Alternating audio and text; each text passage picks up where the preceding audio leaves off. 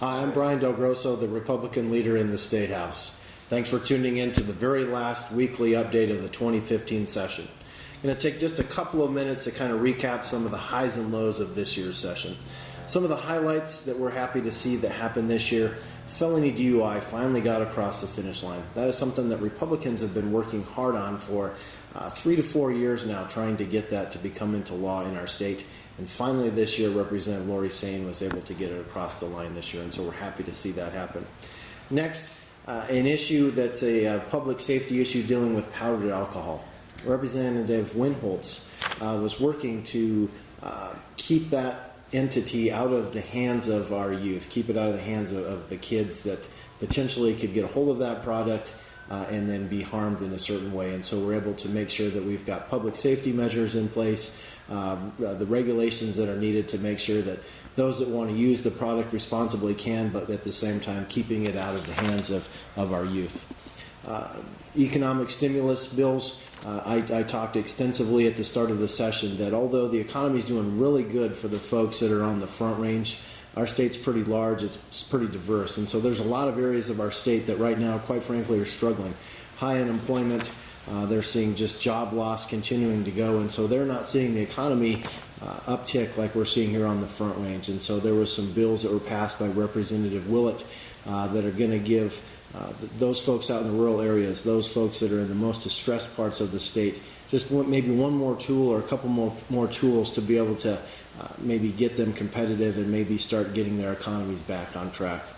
And then the last thing that we'd like to highlight is the hard work that we did on lowering the assessments. That is something that we've been hearing from parents all over the state: phone calls, emails, rallies at the Capitol, when we're having town halls.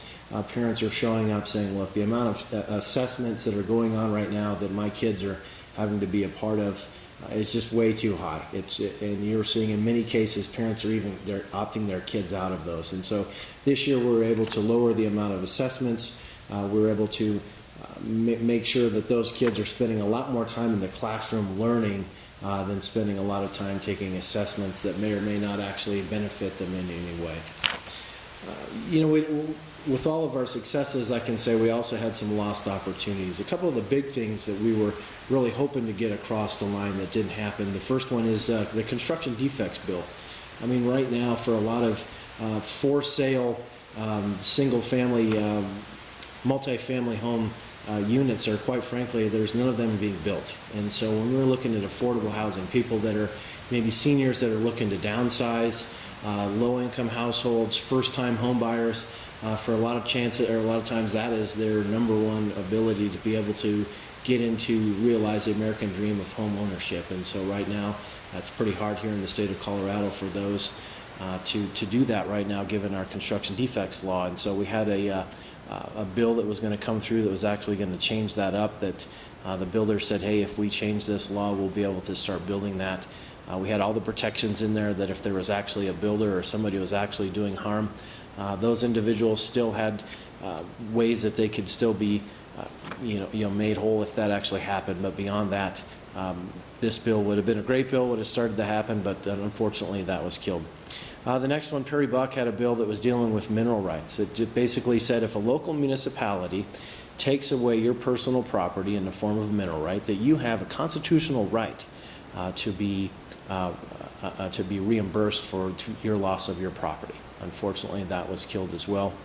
And then the last one, which I think is a big one, which we've been fighting for many years down here, is for more transportation funding.